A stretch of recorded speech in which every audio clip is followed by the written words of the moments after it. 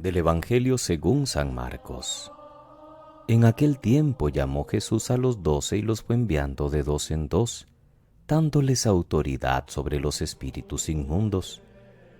Les encargó que llevaran para el camino un bastón y nada más, pero ni pan, ni alforja, ni dinero suelto en la faja. Que llevasen sandalias, pero no una túnica de repuesto.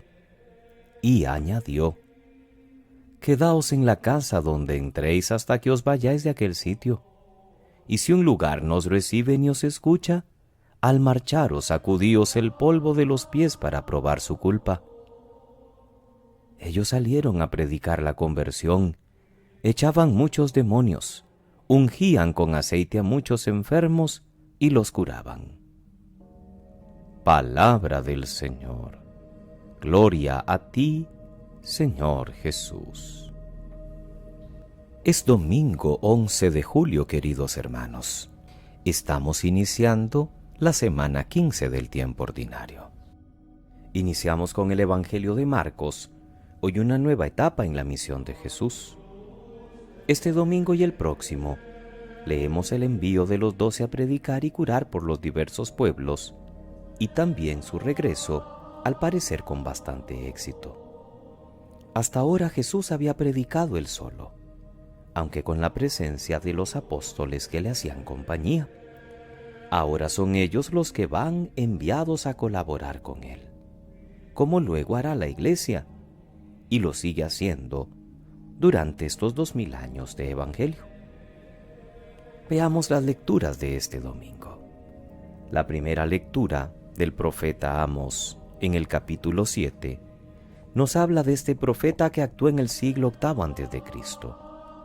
Era de Tecoa, cerca de Belén, y por tanto del reino del sur, es decir, de Judea. Y Dios le envía a hablar al reino del norte, a Israel, es decir, a Samaria. Y su palabra es valiente, denunciando injusticias sociales de su tiempo y la falsedad del culto que realizan en el templo nacional de Samaria, en Betel, que es opuesto, por tanto, al templo de Jerusalén, porque hay un periodo de rompimiento o de cisma entre las tribus de Israel. Y el sacerdote que es responsable de ese templo, Amasías, así como el rey Jeroboam, se sienten incómodos por las palabras del profeta y quieren intimidarle para que se marche a su tierra. Pero Amós, con humildad, pero además con firmeza, se defiende. Él no ha ido a profetizar por gusto propio, y menos por un interés económico como si fuera un profesional. De allí la expresión: no soy profeta ni hijo de profeta. Yo tengo mi trabajo, yo soy pastor, yo cultivo higos. Pero Dios me ha enviado y me dijo: ve y háblale a mi pueblo Israel. Claro que el episodio nos prepara para escuchar después el envío por parte de Jesús a los 12 apóstoles, avisándoles que en algunos lugares no les van a recibir bien. Hoy el mundo también pasa muchas veces por la experiencia de Amasías o la experiencia de Jeroboam. Al que no nos gusta lo que predica, simplemente buscamos cómo desacreditarlo, cómo quitarle autoridad, y si no podemos, entonces lo eliminamos.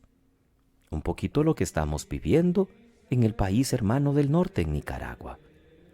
Como a quienes están en el gobierno no les gusta la voz profética de los obispos y de los sacerdotes y de la iglesia en general, que defiende la libertad, que defiende la justicia, entonces ya vemos ataques sin ningún sentido, diciendo que los obispos lo que quieren son privilegios, o acusándolos de estar del lado de unos y no de otros.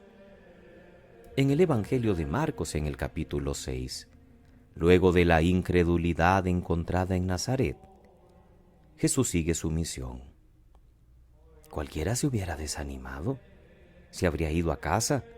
Vamos a replantear qué es lo que estamos haciendo, vamos a buscar mejores condiciones.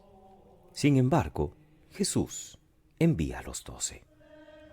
Una buena lección para la comunidad eclesial que en tiempos en los que escribe Marcos ya está predicando por el mundo en nombre de Jesús. Los llama y los envía de dos en dos, como era costumbre entre los judíos. les da autoridad sobre los espíritus inmundos y en efecto salieron a predicar y echaban muchos demonios y ungían con aceite a muchos enfermos y los curaban. Porque van en el nombre de Jesús, no van en nombre propio, y porque van con la autoridad que les ha dado el Maestro. Dios se hace ayudar. Se sirve siempre de hombres y mujeres para que colaboremos con Él en el anuncio de la buena noticia de su amor salvador.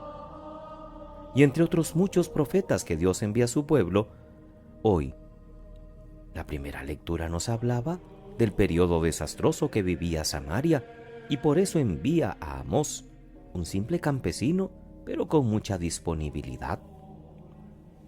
Jesús envía primero a los 12, más tarde enviará a los 72 discípulos, y los envía a pueblos y aldeas donde pensaba ir Él. Les había elegido para eso, para que estuvieran con Él y luego para enviarlos a misionar. Ese momento ha llegado, y Jesús sigue actuando a través de los pastores de la iglesia hoy, como actuó en aquel momento con los apóstoles. De 2 en 2. Porque el trabajo en equipo es importante.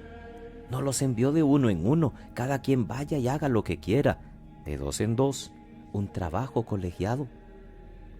Nosotros no podemos trabajar individualmente. Debemos también ir de 2 en 2, en el sentido de ir comunitariamente hablando, cada uno según la misión que recibe en la comunidad. No todos escriben encíclicas para la iglesia como hace el Papa, ni reciben el encargo de animar una diócesis o una parroquia como hacemos los obispos y presbíteros.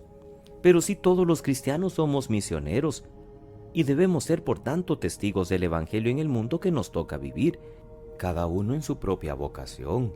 Padres, catequistas, maestros, médicos, personal sanitario, estudiantes, educadores, obreros, voluntarios. No importa lo que desempeñemos. Como los 12 que estaban con Jesús y luego dieron testimonio de Él, así nosotros que celebramos con fe la Eucaristía, somos invitados cada día a dar testimonio de Él en la vida. Pero somos enviados, no autoinvitados. Y debemos hacer el trabajo en equipo, en comunión con la iglesia, nunca queriendo hacer las cosas solos, a nuestra manera, sino según la manera de Dios. Es importante que no olvidemos que la consigna de Jesús es ir austera y pobremente, porque deben confiar en Él, no en sus propias fuerzas, ni en las seguridades que pueda dar alguno, llevar cosas para el camino, que muchas veces se convierten hasta en estorbo o en obstáculos. Vayamos como Jesús, con un espíritu de pobres y con un espíritu sencillo que debería caracterizar a todo seguidor de Cristo, desprendidos de lo superfluo, sin apego a las riquezas, incluso como Él, que no tenía ni dónde reclinar la cabeza. También para nosotros vale la invitación a la pobreza evangélica, para que actuemos más ligeros de equipaje, sin gran preocupación por llevar repuestos, no apoyándonos fundamentalmente en medios humanos, sino en la fe en nuestro Dios. Que pasen muy feliz domingo, queridos hermanos. Les saluda el presbítero Sixto Eduardo Varela Santamaría.